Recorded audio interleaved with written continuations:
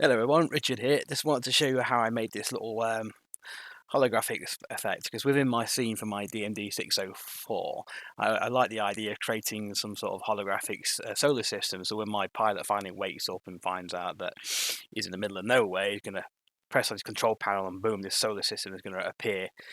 But before I go on to that, I just wanted to show you how I made this little basic one and then how you can take it a bit further. So, I mean, I'm only using nodes on here. The only texture I'm using is an Earth specular texture that I've got from the NASA texture website. But yeah, let's get started. So what I'll do is start anew.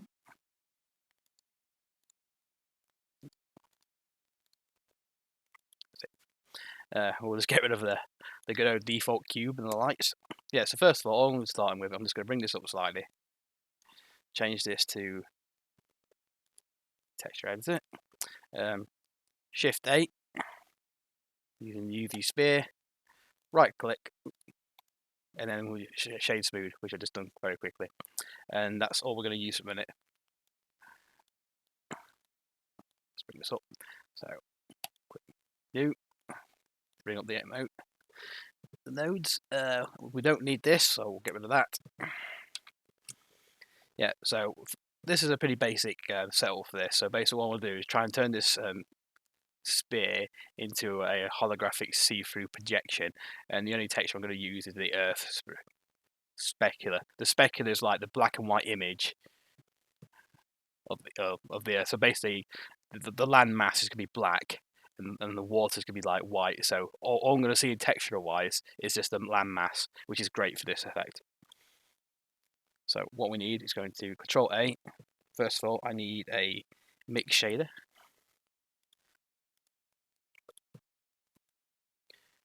And because we want this glow effect, I want an emission. Oops, apologies. And as I want to control the transparency, we also need the transparent. PSD.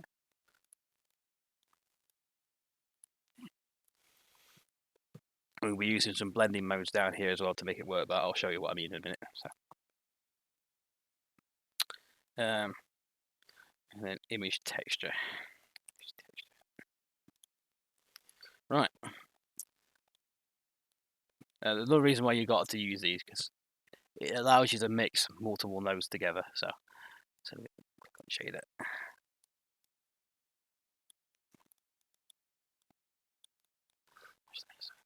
Bring this up a little bit so you can see it a bit better. Bring these two down, and I'm going to put the color into fractal. That will disable that, but we're going to be controlling it with these, with the transparency and emission, and I'll show you what happens when I add a color ramp as well. So for now we'll add, in fact, let's put it onto full render. I'm currently using Eevee on here because I find Eevee to be better for my current project, and I can use the bloom and ambient much better. I mean, you can do that in cycles, but you just got to add a node and just tinker. So first of all, we'll do that.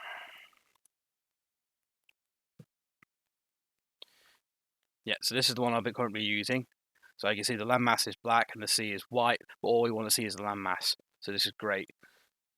It's like the difference between an alpha channel, and that's our node. So what I'll do is just give this a slight blue. We're going to go for this holographics, like not like Tony Stark and these little Iron Man holograms, but we'll get in there and then bring up transparency. Let's bring this down a little bit.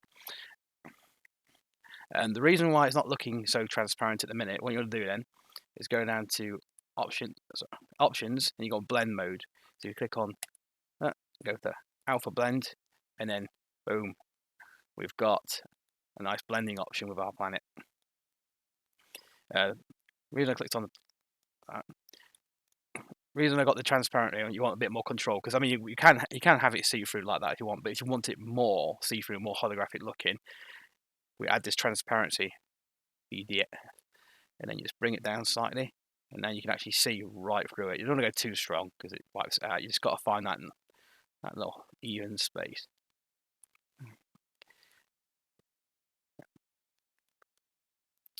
But it's not looking very sharp, is it? So what we're going to do,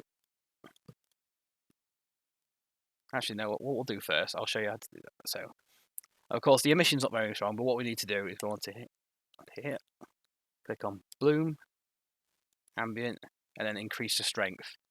And then we get the nice little cyberpunky glow effect. But we can push this because we'll add a color ramp. Click on this, take that one, bring it up slightly.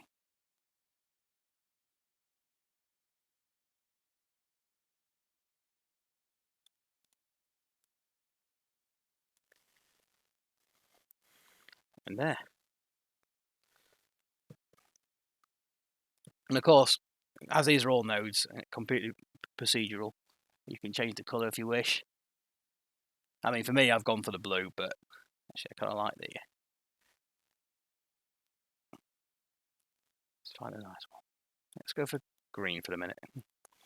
Yeah, and of course, if you want to animate it, and if you wanted to, Control D, bring it over, press S to size it down.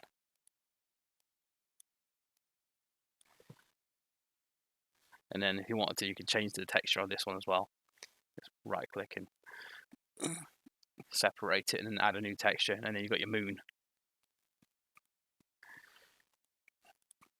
And if you really wanted to as well, you can right click on UV sphere, bring this over here, go for new,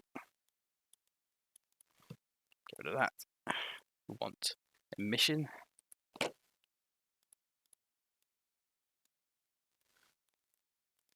Give this a nice glow. Let's make this a little bit smaller, look like it's in the background. Of course, this scene would look much better if I actually put the HDR in the background, so you just click on object and click on world and do it that way. But for now, I'm just showing you how to do a holographic display. The reason I put that there, so you've got a nice little sun in the background, so we'll actually increase the strength on that because get a nice little bloom out of that. So yeah, and then straight away you've got a nice little holographic display. If you want to take a bit further, so you go here, timeline, press I to bring up your keys. So we'll go for rotation. Just go a bit forward.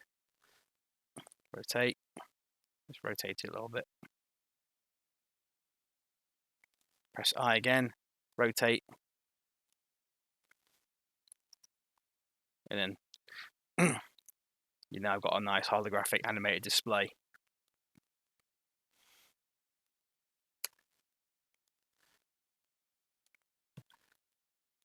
But if you want to put this on some sort of like control unit like I have, that's not a problem. So,